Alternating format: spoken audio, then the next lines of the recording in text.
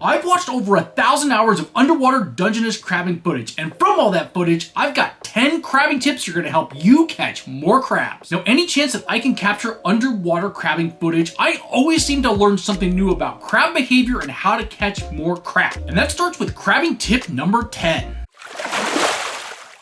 Now, starting at the list at number 10 is to fill your entire bait cage full. That's right, don't skimp on the amount of bait that you're putting in your bait cage. You need to fill those suckers to the brim to keep crabs attracted and entertained, but also if you're gonna soak traps longer, you're gonna want more bait. I see it happen all the time where I see crabbers go out there, maybe they'll throw in a little drumstick, maybe 2 drumsticks, a little fish head. That is not gonna be enough bait. And when you've got crabs that are competing and they're hearing all the noise and trying to figure out where all the bait is and where they're gonna get their next meal, you wanna have the most bait out there, and it's gonna give you the best chance for fuller crab pots and more keepers. Now, bait cage that's full versus half full versus maybe a couple small pieces of bait in there. With the bait cages that are fuller, you end up getting more crabs, especially if you're waiting for a longer soak. You're gonna get more crabs into the trap. You're gonna have more competition from the crabs to eat that bait, and that's what you want. More crabs, more males, and more keepers, and it all starts with having the fullest bait cage possible.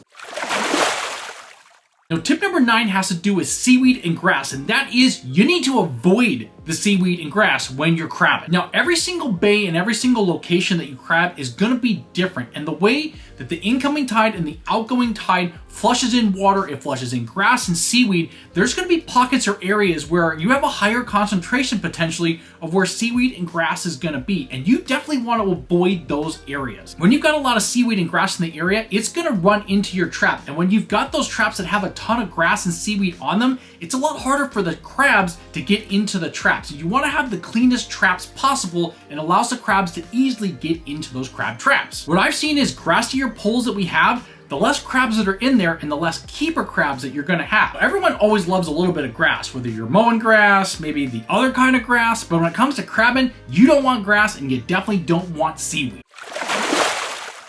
Now, tip number 8 has to do with the traps, and that is sometimes you might need to add a little weight to the doors to keep them closed. Now, this tip really comes down to where you're crabbing and how much flow of water that you have in the areas that you're crabbing. Now, in higher flows, what I see from the underwater footage is those doors to the traps seem to open a little bit more. It's easier for the crabs to get in, but also easier for them to get out. The doors seem to flap a little bit, especially if there's any kind of flow down on the bottom. The other portion is when you've got a lot of crabs trying to get into the trap from all 4 sides or all different angles or wherever they're coming from, depending on the trap that you're using, that door just needs to stay open, especially if you've got multiple crabs getting in there. That door tends to stay open, and so adding a little bit of pencil weight or some weights that you can attach easily to those openings, that'll allow the doors to come down a little bit and make it less likely that crabs that are making it in, especially the keepers, are not going to get out. So whatever trap you're using, add a little bit of weights to the doors, and that should increase your ratio of keepers to non-keeper. Now, tip number 7 is crabs will come into the trap at all angles. Now, with the underwater footage, you can definitely tell where the water is flowing, and that incoming or outgoing tide, you can definitely tell which way the water is flowing. Now, looking at the flows, no matter how fast or how slow they're going, you're gonna have crabs coming into those traps on all sides, and it doesn't matter. I guess that's one of the things that I've really learned. Now, for a long time, I figured the crabs mostly were gonna come into the traps on the side facing the flow. So if it's an incoming tide this way, the back side of the trap, that's where the crabs are gonna come in. Well, the footage tells me differently. The crabs are gonna come in at all different angles and all different sides. It doesn't matter. So it's not necessarily important on which side they come in, but it's more important on the location of where you're dropping the traps and getting them in the slower flows. And that seems to attract the crabs from all sides. So you're getting a fuller crab trap and more keepers in the trap.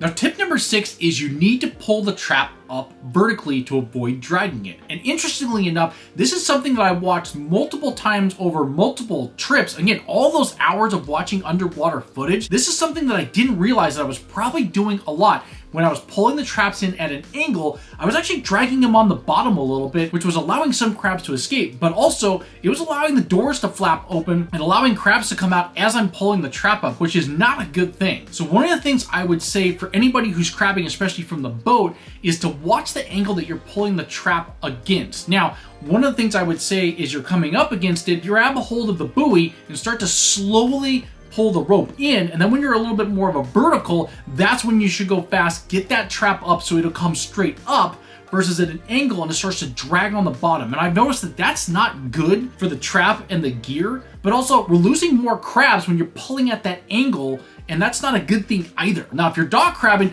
you're just pulling more vertically, and that's what you want. But if you're out in a boat, you need to think about how to get more vertical with pulling the trap up, and you're gonna get less crabs coming out or dragging your gear and wrecking your gear. Now, before we get into the top 5, I actually have a major announcement, which is I got merch now. That's right. I have Herman's Outdoors merch on my YouTube channel that you can buy through the store. I got my favorite, which is the Dungeness Crabbing Herman's Outdoors hoodie. We also got trout gear, salmon gear, and sturgeon gear. So if you want to support the channel and buy some gear, all the links down below, or check out the store tab on my YouTube page and check out my Herman's Outdoors collection and help support the channel. Now, coming in at tip number 5 is to crab those locations with the most crabs that you're pulling up. Here's what I mean by that. One of the things I've observed from the underwater footage, because I also get sound from that footage, is the more noise, the more crabs that are in the trap that are clanking around, they're trying to pull at that bait, the more crabs that are going to come to that trap because they're interested, and because crabs can hear and they can smell. They can't see very good, so noise and sound is a big ordeal. So when you're crabbing, you want to find those areas that have a ton of crabs in them, because you want to drop your pots in there, and again, the more crabs that show up, the more noise that's going to be created. That's where crabs from farther distances away are going to hear that noise and be interested and want to go to that noise and figure out where they can get their next meal. So a key element is, again, if you're crabbing and you're pulling up a lot of crabs, stay in those areas. Now, tip number 4 is that the sweet spot to soak your crab traps is about 20 to 40 minutes. Now, at the short end of that, 20 minutes is a pretty fast turnaround, and depending on how many traps you have out, you may want to pick up and move pretty quickly. 20 minutes goes by pretty fast. The reason why that's kind of the sweet spot is that's when you seem to have fuller, or pots are starting to get full around that 20-minute mark, and then they're pretty full at the 40-minute mark as well, kind of on that tail end. And that's when the traps are getting so full that more crabs can't get in. And that's kind of that sweet spot where you want to let them soak a little bit longer, but also sometimes the crabs are just there, and in 20 minutes you got a full pot and you need to pick it up. Now, we have the saying rule of thumb. In this instance, I'm going to call it the crab claw rule, which is you want to let your trap soak between 20 to 40 minutes. That is the sweet spot.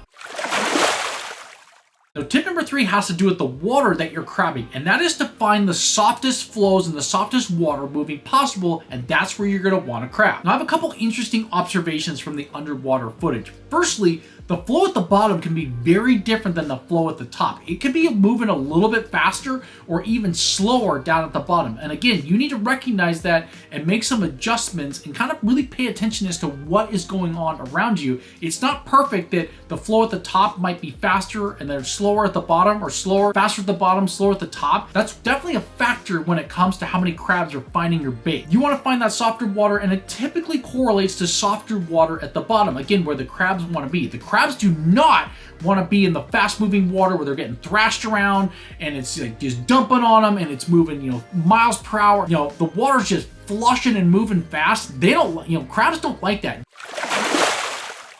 Now, coming in at tip number 2 is you want to crab the flat, sandy bottoms as much as possible. Now, when crabbing, I love to deploy my traps in different areas and kind of get a feel for what I'm seeing on the graph versus what's on the bottom. And the underwater footage helps me a ton to make that correlation to say, hey, this isn't a flat bottom, and yeah, we're in the seaweed, we're in the rocks, there's no crabs in there. Or yeah, this is a dead flat, it's nice and sandy bottom, this is perfect. Or there's some shells and some debris over here. Maybe it isn't the best spot based off the graph and what the footage is showing because there's less crabs over there. Wherever you're crabbing, you're gonna kind of see where everybody else is, but there could be a big difference. I could have a trap over here and 20 yards next to me could be somebody else's trap.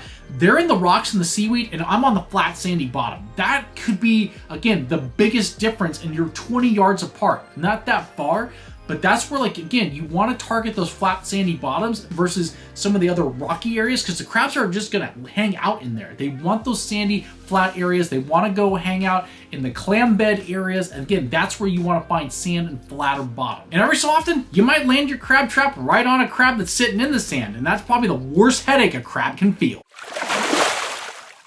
Well, now that we've gone through tips 10 through 2, well, what is tip number 1? Well, that is to pull your crab traps faster. And one of the biggest observations from the underwater footage is crabs will find your traps super quickly. There were multiple times in under a minute a crab would get in there and be the first one in there, and within 5 minutes, the trap would be sometimes half full. That's how fast and how quickly crabs can find your trap. So what you want to do is to drop all your traps off and then pull them up faster, maybe 20 minutes. Sometimes just pull them up as fast as you can because there's just going to be lots of crabs in there. You don't need the traps, the rings, the pots to soak for 40 minutes, for an hour or longer. Sometimes you just got to pull them up fast because there's a lot of crabs around and they're finding your baits super quickly. And there you go, 10 crabbing tips after watching 1,000 hours of underwater footage. Man, that was a lot of footage to go through, a lot of cool things that I saw, and hopefully all these tips are going to help you guys catch more crabs at the end of the day. And if you're looking for more crabbing content, I got the perfect crabbing tips playlist right here. And until next time,